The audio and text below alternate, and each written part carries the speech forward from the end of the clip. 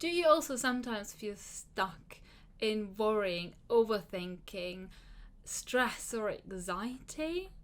Honestly, don't waste your time. Keep watching, and I will show you 5 ways how you can change these today.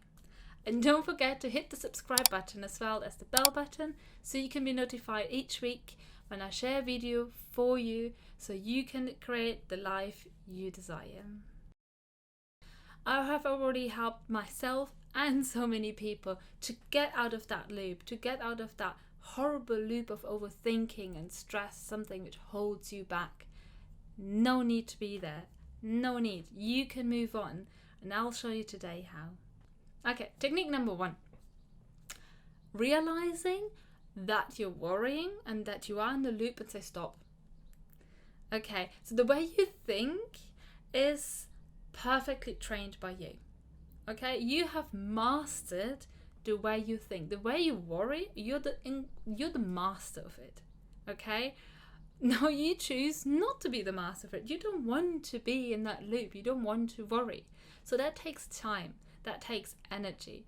Now that's a muscle you have to train. What we can do now is you can say there's a think stop technique. Okay, that means, and that's the more you do it, the earlier you realize when you're worrying. Yeah, so the moment you realize, oh my God, I'm in that loop, I'm overthinking, I feel very anxious, I feel very stressed. Don't want to be there. I don't want to be in that place. I don't want to be in that bloody hamster wheel and I can't get out of it. What do? What would you do if you're in the hamster wheel and you want to get out of it? You would stop running and go out, right? Do it. Say stop. When you realize there is something happening here, say stop, ideally verbal, and go somewhere else. Yeah, if you're sitting somewhere like me now in a chair, go into a different room. Sit on the bed, sit in a different chair, sit on the floor, it doesn't matter. Stand. Yeah, say stop. Take an active decision to move and move on. Allow yourself to move on because you don't have to spend all that energy, all that time in the hamster wheel. No need. Okay, technique number 2. Focus on problem solving, not on the problem. When you are, as we just talked about, being in a hamster wheel, okay, right? Being in that worrying loop and you can't get out of that. Some things are full on out of your control. I mean, COVID just showed, right? So some things you can't control. Natural disasters you can't control. What you can control is the way you see things and the way you act on them. Okay? So the way you see a natural disaster, yes, you can be very stressed and very worried about everything. Okay? About the whole situation, the COVID hits and I'm so afraid. You can focus on that. But that's where your energy goes. Or you can say, okay, you know what? What do I want to do in my life? Who I am? What's the problem I'd like to solve? And how can I solve that problem? Okay, there's a pandemic out there. We are in a lockdown. So who are you? What would you like to achieve? And go there. Yes, if you wish to travel and you want to experience other cultures, I wanted to do that. I started cooking. Okay, there are so many ways of solving the problem with what you have. So focus on the solution. What's your problem right now? What is it? And find a solution exactly for that problem and focus on the solution. That makes you stepping out of that hamster wheel and moving forward. Okay, technique number 3. Challenge your thoughts. Okay, so it's so easy to feel stuck in your negative thoughts, in your stress, in your overwhelming, everything needs to be hard, whatever stuck belief system you have in yourself. We all have them. You've trained them, again, as I said before, over years. Okay, and they've been developed in you, and those are automatic thought patterns. Yeah, those can be called hot thoughts. Yeah, when you are in a moment and you can't get out of it, and you are so convinced that's true, sit down and challenge those thoughts. Ask yourself, is that really true? How much truth is in it? What's true about that fear? And what's not quite true? Yeah? What's actually, how can you phrase that fear better? So when you say, if I'm losing a client, that means I can't pay my rent, that means I'm gonna be homeless, I'm gonna be loser, and that's it. Okay, how much truth is into that fear? Not really much, right? So challenge your thoughts. What are your thoughts at the moment?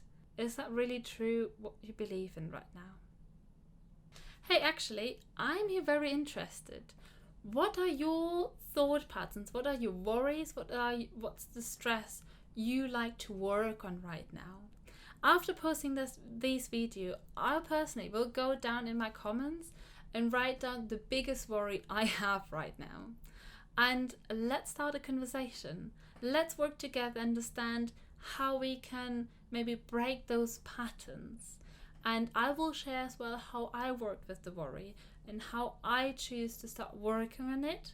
And that might give you an inspiration for yourself as well. So go down and leave me a comment and let's start a conversation. Technique number 4. Change your perception. So the way you see things, that will have a direct effect on your emotions and on your behaviors. The way you see things, that's what it is for you. Yes? So what you have to do here is, there is no way that you can chuck all the negative crap you have around your head into a corner and expect that will all at one point turn out positive. Not going to happen. You need to work with them and you need to change those perceptions. For example, so one of my clients always thought, oh my god, I'm really, really bad in public speaking. I can't. It's horrible. Giving presentations is really, really hard and I can't do that. Okay. That's a thought. That's a belief, and that's the way that person sees themselves. Okay, so now the question is that true? Yeah, what does public speaking, what does it mean? Like, how many people do you need to talk to that it counts as public speaking? Yeah, what's there, and how many times did that person actually did that successfully? Yeah, and does that mean, okay, so at the moment maybe that person can't do it really well, but is that something that person wants to work on? And how can you get there? So maybe rather than, I will never be able to do public speaking because, well, I can't do it, I don't have the talent for it, I'm not the person for it. Or, okay, so at the moment I'm crap in public speaking. It's fine. But there are some ways I can try it next time which make me feel bit more comfortable. Yeah, that's what I do, for example, me as a coach, constantly. I work with clients with their thoughts and with their patterns, like, okay, wait a second, like, if that's my job, catching up people with those patterns, that the way people say things, the way people believe things, or my clients, and just nudging them, it's like, wait a second, there is a pattern here, is that really true? How else can you phrase that to make it true? Yeah.